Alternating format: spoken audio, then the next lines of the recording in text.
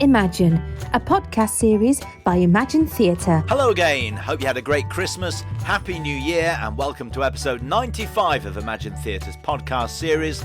And we start the new year talking about another show north of the border, in Glasgow. For more information, go to their website at www.imaginetheatre.co.uk. In the last episode, I spoke to the Vixen, the quiz show chaser, and television personality Jenny Ryan, who's been starring in Beauty and the Beast for Imagine Theatre at the Lyceum in Crewe this Christmas. If you missed it, you can still check it out, along with all of the other previous episodes. Now, if you're new to the series, we've already spoken to all sorts of guests, from celebrities and backstage team members to panto legends, historians and academics. We have a series of episodes looking at specific panto titles, and we talked about how pantomime is produced, while also discussing its history and future. So remember, you can check them out where you normally get your podcasts from, and don't forget to subscribe to the series so that you don't miss any future episodes. This time we're talking to the cast at the Pavilion Theatre in Glasgow to meet the inhabitants of Cludgy on the Cobbles, in other words, the cast of Beauty and the Beastie. And let's start with Hector Drumchapel himself. Starring in this panto again this year and directing is Liam Dolan. How are you? I'm good, thank you. How are you? I'm good, thank you. Let's start by talking about the title this year, because Beauty and the Beastie is another Glasgwegian twist on a classic fairy tale. Now, of course, Beauty and the Beast itself is a reasonably new title in the panto canon, isn't it? But it's become incredibly popular, hasn't it, for obvious reasons? Yeah, it's really popular because it has all the, it's a classic story, but it has all the panto elements as well inside it, which is, your goody, your baddie, your love interest. And what we've kind of done is pantofied it and made it more of a kind of collaboration of the classic story and what people expect from a panto.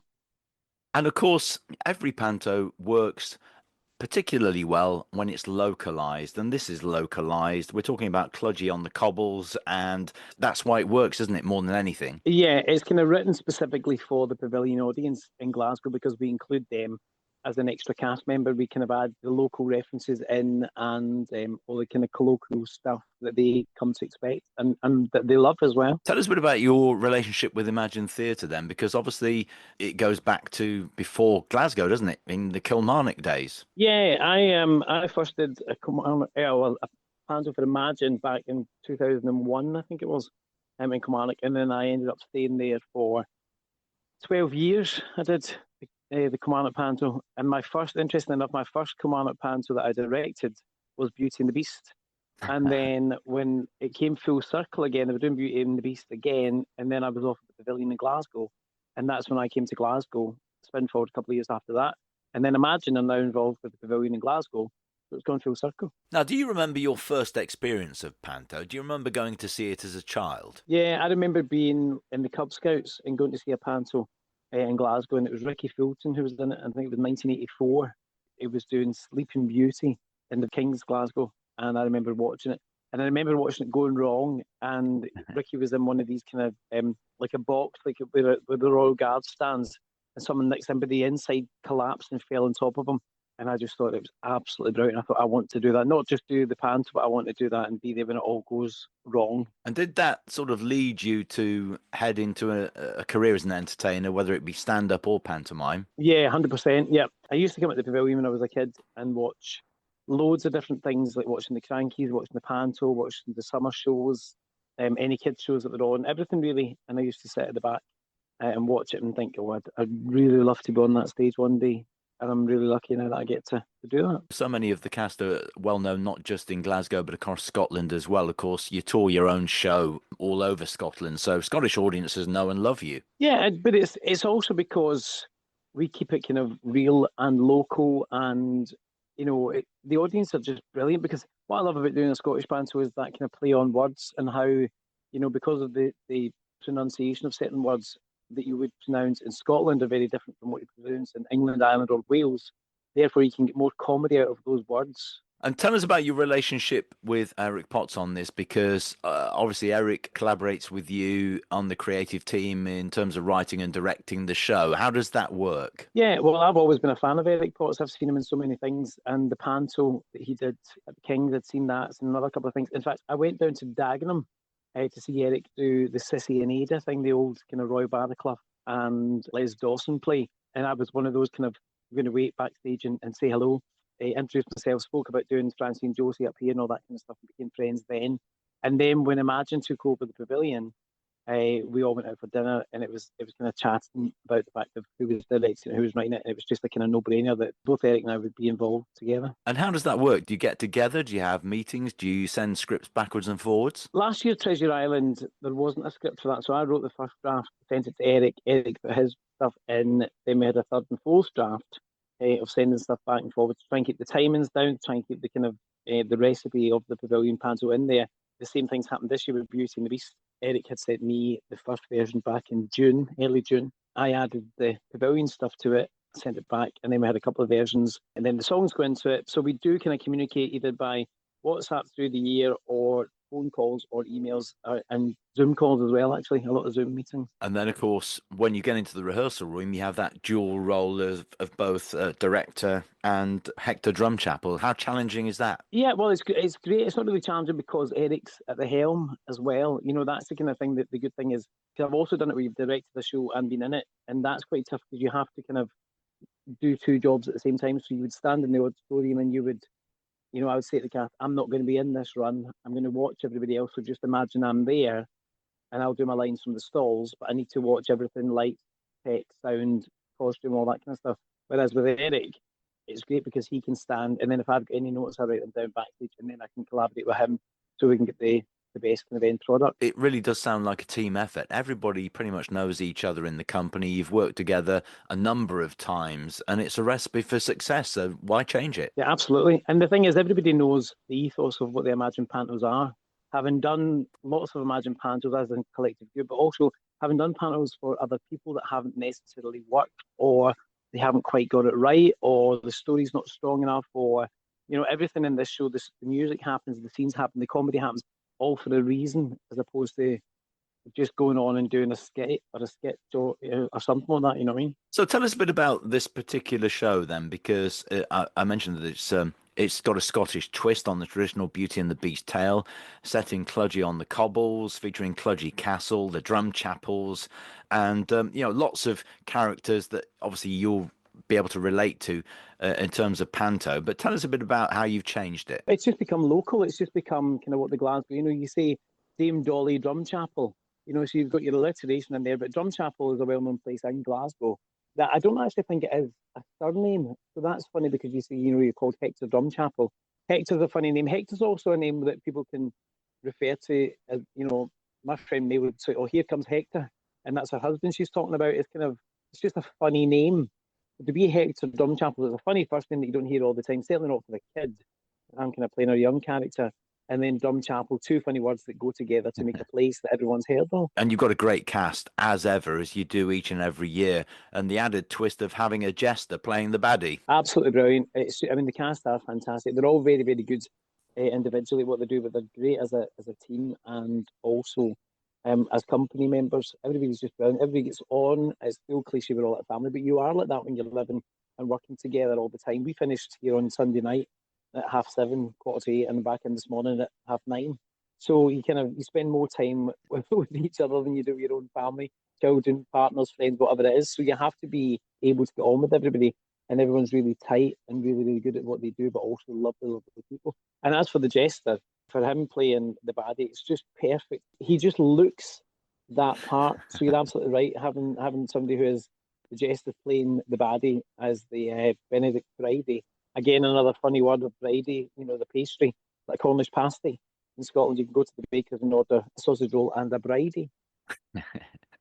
This is Jack Jester, by the way. We're going to talk to Valissa Scott, who plays Fairy Fiona, and Nikki Auld, who plays Professor Porridge. Craig Glover is Dame Dolly, and Scott Fletcher is Prince Lorenzo, other cast members, of course. But you've worked with these people a number of times, not just in panto as well. So the chemistry is there, isn't it? Yeah, 100%. And I think that's really important when it comes to casting.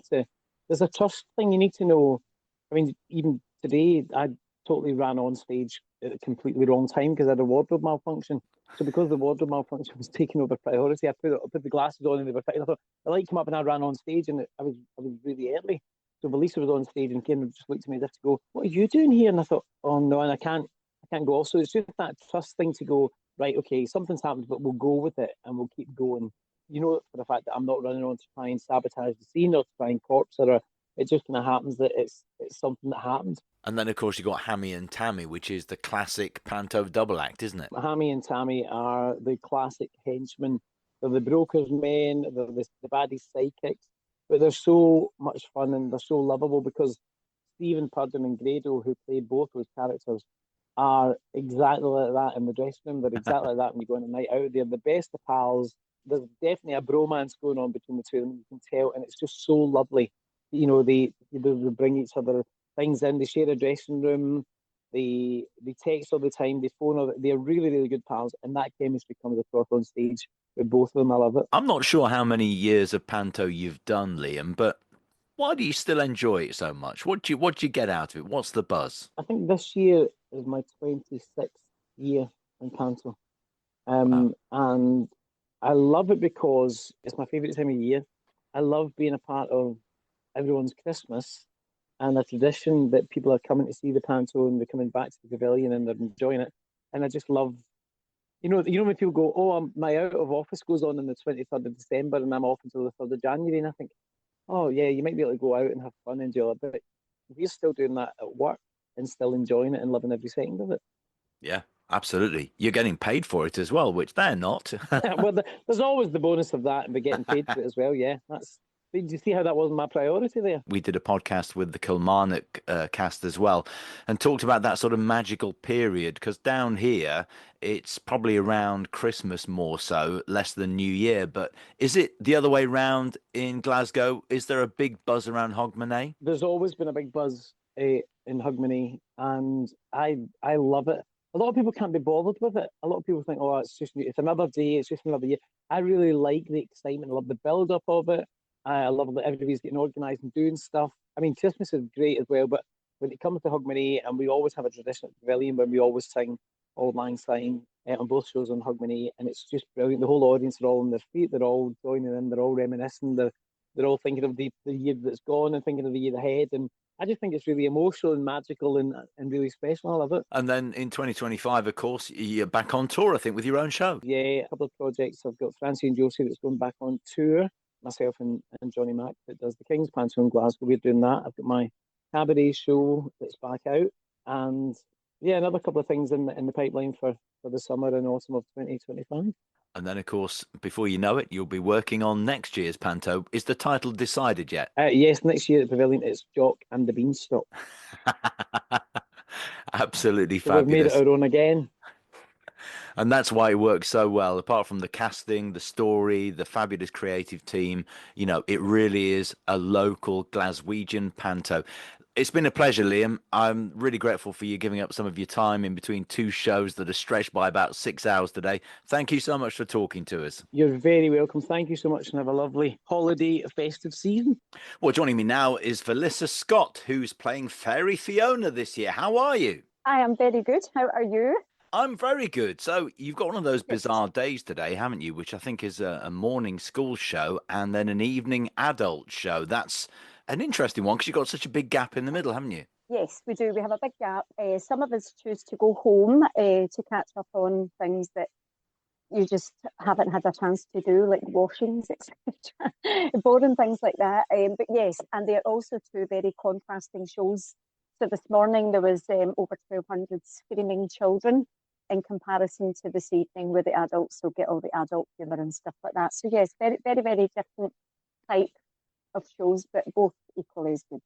So tell us a bit about you, first of all, and what was your first experience of panto? Do you remember going to see it as a child? Yes, well, I think when I was younger, we used to have the touring productions that would come in, and I always went to Praise the Youth Theatre as a youngster, so I was always involved in the ensemble, because back then, I think they still do that concept actually, where they allow the young sort of locals to be part of the ensemble, and it was the Praise the Youth Theatre. So yeah, we would be doing our own shows kind of yearly back then. Did that inspire you, do you think, as a child seeing it, to go on to be a performer and to eventually do panto yourself? It was probably a factor, yeah, but I think I had always wanted to perform. My mum and dad had said that singing was always the thing that I would do even as a youngster. So straight from sixth year at school, I did go straight on to drama college to do a 3-year course. So it was always something that I had wanted to do. But I suppose, yeah, panto and just all the Christmassy elements of it, it probably was a contributing factor, I would say, yeah. So how did you feel when you got your first professional panto? It was great actually, and I played the baddie in my first panto. So again, very, very different from the part I'm playing this year. So you're up against it with the baddie, you're up against the booze and the shouting and the screaming. But yes, it was very good. I enjoyed that as well. And there's nothing quite like the feeling you get, is there, when you come out in front of an audience like the Pavilion has, a packed house, getting behind you, booing if you're a baddie, laughing at the jokes if you're dame, comic or whatever.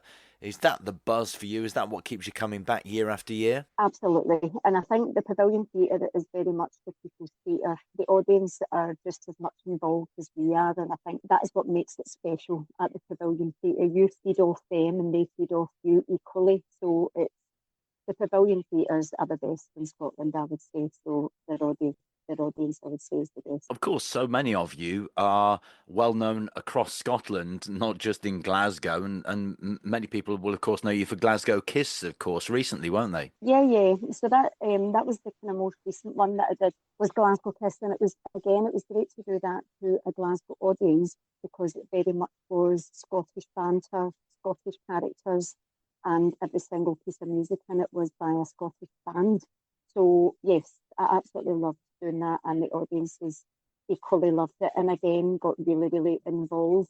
And there was a couple of the characters on stage that hadn't done anything at the Pavilion and were really taken by how much the audience do get involved and absolutely loved it. In many ways, it's a bit like an old-fashioned rep company because a number of your panto buddies were in that as well. Yeah, that's right. You kind of get rid of each other, but yeah, it's always good to. Again, the cast at the Pavilion is what makes it work. The cast are very strong, and we actually do all like each other, and that's not an act, that is an actual life thing. They're looking at me just now going, no, we don't. This amazing panto this year has had so many fantastic reviews and audience feedback. Tell us a bit about Beauty and the Beastie and your role this year as Fairy Fiona. So this is the first time I have ever played the fairy. But again, it's not just your bog standard fairy. I would say there is a wee bit of Glasgow banter in there. And again, she gets the audience going. So she's quite cheeky, which is good.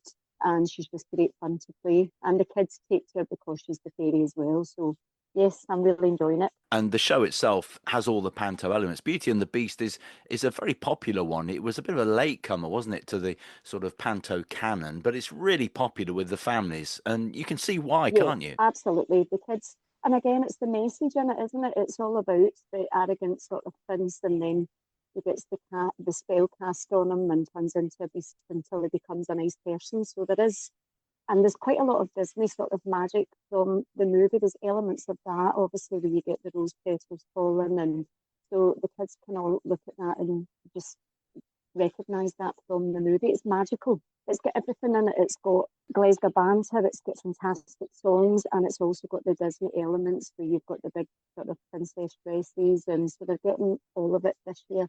I think this has been the best so far, in my opinion. So yes, I think that's, and the audiences are saying that for themselves. And once you get those packed audiences at the Pavilion, particularly over that Christmas period, there's nothing better, is there, than having a packed house, loving every second of the show? No, absolutely no. And I think, again, it's just such a great build-up to Christmas for families.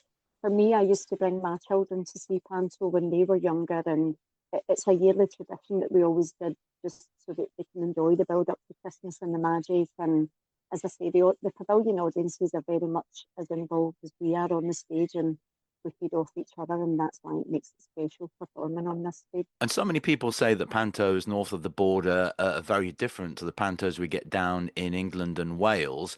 I guess one of the key things is, you're going to be performing over the Hogmanay period, and the atmosphere there must be fantastic. Oh, it is. And I think, to be honest with you, I think even the pantos from Glasgow to Edinburgh are very, very different because the people are very different. So that is what just makes Glasgow extra special, because they're just as up for it as we are on the stage. So it's just great to work with, and you don't get that even with an Edinburgh audience.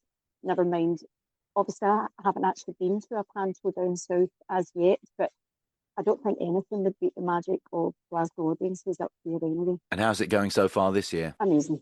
It's been great, and the reviews speak for themselves. Every single night you're ending to a rapturous applause, and that's why we do the job we do. I've loved every minute of it so far, and it's only going to get better. Well, listen, enjoy the rest of the run. Thank you so much for talking to us. And thank you for having me. And finally this year, playing Professor Porridge is Nikki Auld. How are you, Nikki? I'm really well, thank you, Martin. Yeah, really well.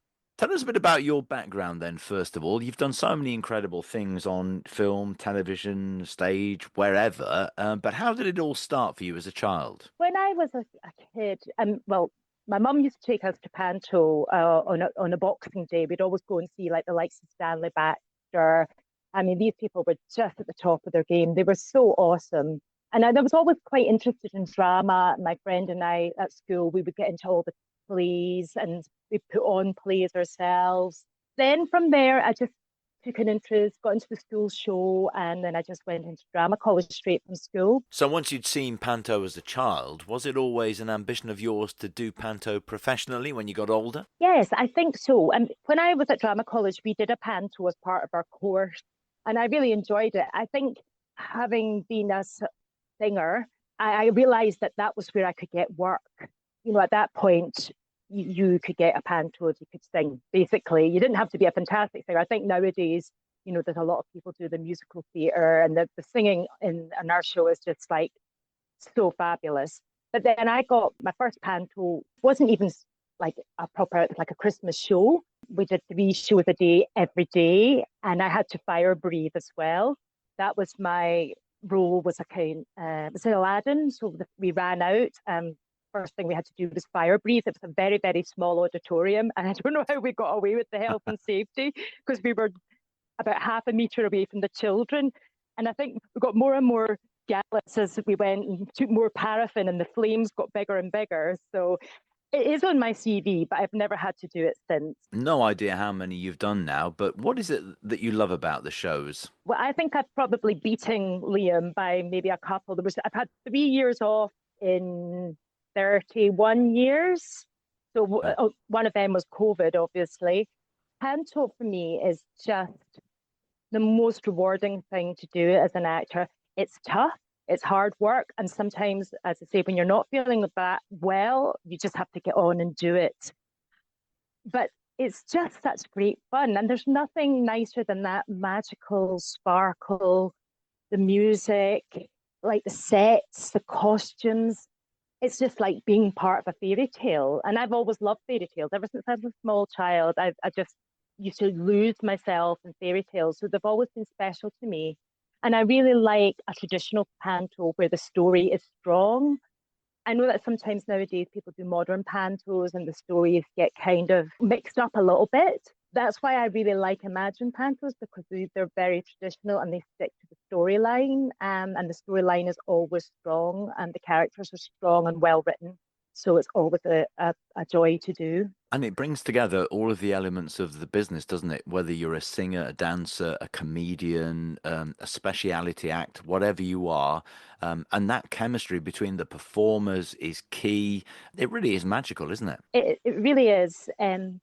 I don't think I've ever been in a panto where people haven't got on, because you have to work as a team. There's no point being precious about anything. You all have to it's a graft, and you just have to make the best of it and make it an enjoyable process. And that's what it is from start to finish, from rehearsals. And I mean, Liam and the boys, they do these sketches, and I laugh and laugh and laugh. and you've seen them 100 times, but you still laugh at them because they're so stupid, or they're just like, the wordplay is so clever. And at the end of the day, it's great to do that, to laugh, because it fills your head with happy endorphins. And let's face it, sometimes it's tough in the world at the moment, so it's nice just to have a bit of escapism. And it's just, as you say, bringing people from different walks of life, and Jack Chester and Grado showing us the wrestling moves and talking voice health and singing with the other girls, and just and then Liam for me is such a great comedian that I'm in awe of him. I could never do stand up; it's just not my bag. But he's just such a naturally funny guy that it's wonderful. And we've spoken to Liam about, making this a real local Glasgow panto for a Glasgow audience. And so some of the character names our listeners won't recognise from Beauty and the Beast pantos they've seen. So tell us a bit about your character, Professor Porridge. So I play Beauty's mum, and I am an inventor, which is unusual because it's usually Beauty's father, but it's really nice. The character is just lovely. She's really quite quirky. And she takes off to Paisley to go to, it's like a science exhibition that she's part of. And on the way, everything goes wrong for her. She gets kidnapped by the Beast. Well, she doesn't really get kidnapped, actually. She ends up going into Cludgy Castle because she gets chased by the wolves. And then that's the whole reason that Beauty comes in and we swap over. But it's such a lovely character to play. I normally play the baddie, and I have for the past maybe 10 years or so, which is fantastic. It's lovely to play the baddie. But this has just been really, really enjoyable to do something that's different and a little bit more gentle, and to just have a nice relationship with my daughter without the kind of shouting and bawling and getting up to all kinds of plotting and meanness. So it's actually been really, really good fun. I've enjoyed it a lot. I think Eric and Liam always talk about the audience being the final cast member, and there is such a massive following at the Pavilion of an audience that comes back year after year.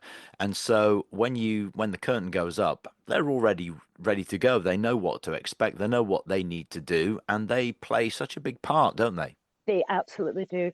I have done a lot of shows at the Pavilion, other than panto, and there is nothing like it. I know that a lot of people say that, but I have worked in a lot of theatres, and I just love working at the Pavilion. I was so happy because I have done pantos before Imagine took over. So when I got asked to go back, I was just thrilled, because I know that you're going to get a good reaction. And our necks are sore because the balcony is full. The people are coming out. They're just loving it.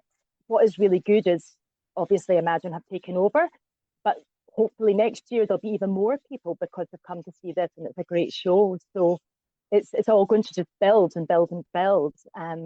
It's just seeing the happy faces. We got a really good review from someone who's normally a film critic, and he just said, I looked around and it was young and old were just having the time of their life. And that's what it's all about. It's about reaching everyone, all ages. You see the wee grannies laughing at the innuendo, and the wee kids just adoring the fairy or Beauty when she comes out in her big dress, and there's a massive big reaction. And you're sitting in the dressing room, you get a bit of a thrill, I have to say. It's just great. And you mentioned the other stuff that you've done. People will remember the Happy Gang, which also could be the name of the cast of this panto, really, because it is such a happy team, isn't it? And the Swing Cats and others.